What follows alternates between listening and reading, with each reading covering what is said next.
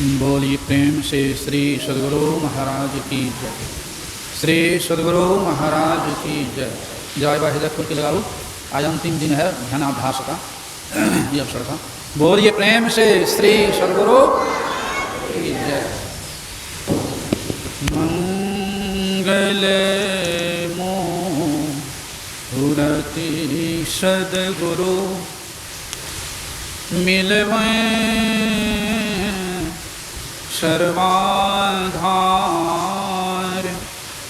मंगलमय मंगल करुणा बिनवो बारंबार। धन्य धन्य सद्गुरु सुपद महिमा कही न जाए। जो कछु कहूँ तुम्हारी कृपा मोते कछु न बसाई। जो कछु कहूँ तुम्हारी कृपा मोते कछु न बसाई। बोलिए प्रेम से श्री सद्गुरु महाराज की जय। पूज्यपाद संतमत के वर्तमान आचार्य के चरणों में नमन। पूज्य बाबा, परम आदरणीय धर्म प्रेमी सज्जनों, पूजनीय माताओं एवं भक्तिमती धर्मशीला बहनों, अभी हम लोग स्तुति को प्राण सुन चुके हैं। रामचरित मानस षटिक तृतीय सोपान आरण्य का अंश, और यह प्रसंग बहुत बार सुने हैं। सुनी बात को दोहराई जाती है स्मरण में रखने के लिए, नहीं तो बात निकल जाती है। और यह प्रसंग आराध्य भी बराबर सुनाते थे, सुनवाते थे। आराध्य हमारे इस शबरी के संबंध में 3 जन्म की बात कभी कभी सुनाते थे। 3 जन्म की बात। एक जन्म में खिखड़नी थी, जानवर जंगल में रहती थी। संयोग से आराध्य के तरह से प्रसिद्ध महात्मा उस जंगल में गए हुए थे। भोजन किए, कुल्ला किए, कुछ जूठन गिरा। उस खिखिरनी को, छोटा जानवर होता है, उस संत का छोड़ा प्रसाद मिल गया। कहा गया है महाप्रसाद संतन के छारे। उस खिखिरनी को जो संत का जूठन मिल गया थोड़ा सा, और चोले बदल गया। शरीर छोटा, सीधे राजा के यहाँ राजकुमारी बनकर के तैयार होती है। शादी हुई, रानी बन गई। संस्कार था, सत्संग में पति को रोकने पर भी चले जाती थी, चली जाती सत्संग में। राजा नजदीक में सत्संग घर बनवा दिया, इसको बाहर नहीं जाएगी, तब बराबर सत्संग में जाती थी। संयोग से वहाँ भी आराध्य के तरह प्रसिद्ध महात्मा पहुँच गए। तो देखा तो बहुत भक्ति है, संस्कार नहीं है। महात्मा जी को उनकी सेवा से दया आ गई और कहा तुम कुछ वरदान मांग लो मुझसे। तो कई बार कहने पर कहते ठीक है, वरदान देना ही चाहते हैं तो जो मैं मांगती हूँ वो दीजिए। अब मांग लो। तो पहले वरदान मांगती है कि मेरा शरीर जल्दी छूट जाए। दूसरा वरदान मांगती है कि मैं कुरूपा हो जाऊं। और तीसरा वरदान मांगती है कि नीच घर में जन्म हो। महात्मा जी कहते पगली कहीं कि यह वरदान है कि श्राप है? ऐसा वरदान लोग मांगता है। तो रानी कहती है प्रभु औरों के लिए जो कुछ भी हो, लेकिन मेरे लिए वरदान है। अगर देना हो तो यही दीजिए, नहीं तो और सब कुछ हमको है ही है। तो व्रथान हो देवऋषि वाणी का जाओ, तो ऐसा ही होगा। वही रानी का शरीर छूटता है और तीसरे जन्म में एक भील के यहाँ जन्म होता है, बिल्कुल कुरूपा, दांत बड़ा बड़ा। शादी भी हो गई, पति लेके जा रहा था, रास्ता में देखा कौन भूतनी शादी हो गई, भाग गया छोड़ करके। रास्ता चढ़ा बना नहीं, छोड़ के भाग गए। मतंग सी कुटी के आसपास रहने लग गई। और अंत में जब मतंग ऋषि जब शरीर छूटने लग गया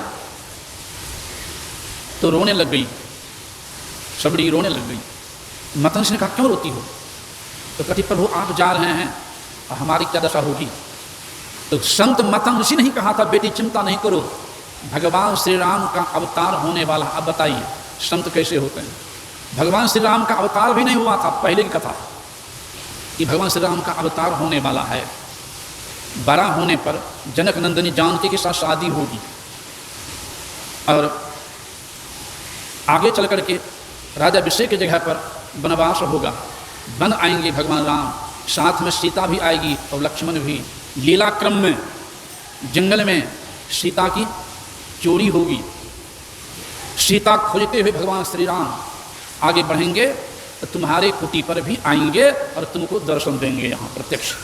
ये सारी कहानी पहले संत बता दी हैं सबरी को, लीला क्रम कह दिए हैं, यथार्थ बहुत लीला ही किए हैं। यद्यपि सीता की चोरियों नहीं हुई है। लक्ष्मण गए वन फल लाने के लिए, लक्ष्मण गए वन ही जब लेन कंदमूल फल। जनक सुता से बोले बेश कृपा वृंद सुनह प्रिया व्रत रुचिर सुशीला, अब माय कछु करब चरित नर लीला, पावक मह तुम करहु निवासा, और जब लगे करहु निशाचर नाशा। हे सीते, जो काम करने धरती पर आया हूँ वह काम करने के समय आ गया है, इसे तुम्हें सहयोग करना है। तुम अग्नि में प्रवेश कर जाओ, अब लीला शुरू करूंगा। जब तक राक्षस संहार कर लेता हूँ राक्षस संहार, तब तक तुम अग्नि में ही रहो, फिर तुम्हें साथ कर लूंगा। और वही हुआ। लक्ष्मणों को ये पता नहीं था। तो भगवान श्री राम वहाँ वही प्रश्न सुने। भगवान श्री राम उसी क्रम में शिवरी की मैया की कुटी पर पहुंचे हुए और गुरु के वचन पर कितना आस्था, कितना विश्वास कि जरूर आएंगे भगवान। रोज फल लाती थी तोड़ करके, रखती थी कब आएंगे भगवान, कब आएंगे भगवान। वही प्रश्न सुने। खड़ी है वहाँ, पानी जोर आगे भाई ठाड़ी, राम देख प्रीति अति बाढ़ी, सबरी देख राम गिरह आए, गुरु के वचन समुझ भाए।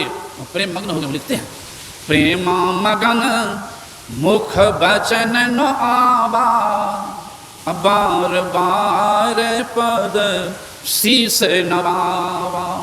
प्रेम मग्न है, बारंबार प्रणाम कर रही, हाथ जोड़, हे प्रभु मैं तो नीच से नीच हूँ, प्रभु आपकी स्तुति कैसे करूँ। इसी भगवान श्री राम ने कहा कि तुम क्या कह रही हो, तुम मतलब 9 प्रकार सभी प्रकार की भक्ति तुम है, वर्तमान सभी प्रकार की भक्ति है, तुमसे क्या कर रही, सब मैं जानता। तो सब प्रकार की भक्ति थी ही, अंत में कहने सकल प्रकार भगवान तोड़े, सभी प्रकार की भक्ति थी ही, तो भगवान उपदेश क्यों किए। इस सेवरी को माध्यम बनाए हैं भगवान, सेवरी को माध्यम बनाए हैं और भक्ति के रहस्य समझाने की कृपा किए हैं हम संसार के लोगों को कि कैसे सही भक्ति को पकड़े और आगे बढ़े। वही क्रम क्रम से सुन चुके हैं। 9 प्रकार की भक्ति के वर्णन भगवान यहाँ पर किए हैं। अंत में कह दिए हैं सकल प्रकार भगत तोड़े। और सभी प्रकार में अगर एक भक्ति जो कस के पकड़ लेंगे, संतों का संग, उनका संग से मतलब है उनके वचन को, उन पर विश्वास पूर्ण रूपेण, और पहली भक्ति भी ठीक से पकड़ा जाए तो क्रम क्रम से सारी भक्ति आ सकती है।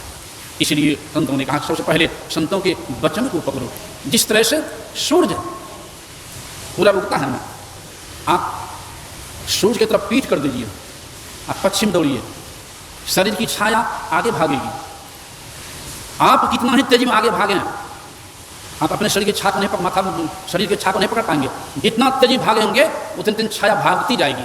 अगर हम आप सूर्य की तरफ मुख करके दौड़ें तो वही छाया उलट करके हम आपके पीछे दौड़ेंगे, और जितना तेजी में दौड़ेंगे उसे वो छाया भी दौड़ेगी। फिर 12 बजे दिन में सूर्य ऊपर माथे सामने आने पर वो छाया पैर के नीचे चली जाती है। कहने का भाव क्या है, जो गुरु के वचन को आगे रखेंगे, उसके अनुसार दौड़ेंगे तो क्या होगा, माया छाया भी पीछे नहीं छोड़ेगी। लक्ष्मी है संतन की चिड़ी। अगर संत ज्ञान को छोड़ के भागेंगे, कितना दौड़ेंगे संसार में, संसार को अपनाने के लिए, तो संसार भी भागता ही जाएगा। इसलिए कहते हैं गुरु को सिर पर राखिए, चलिए आज्ञा मान, तो कह कबीर वहाँ दास को 3 लोक भय नाय, 1 लोक कौन कहे। इसलिए कहते कहते कह दिया सजो भाई, राम तजु पे गुरु न पिसारू, गुरु के सम हरि कौन निहारू। हरि ने जन्म दियो जग माही, गुरु ने आवागमन छोड़ाई। हरि ने 5 छोड़ दियो साथा, गुरु ले छोड़ाई अनाथा। परमात्मा ने संसार में लिप्त कर दिए हैं, लेकिन सदगुरु सही रास्ता बता करके, भक्ति की युक्ति बता करके, मुक्ति की मार्ग बता करके, परम कल्याण का रास्ता पकड़ा देते हैं। कम कम सुन चुके हैं, समय नहीं है इसलिए आगे नहीं जाऊँगा। श्री सदगुरु महाराज।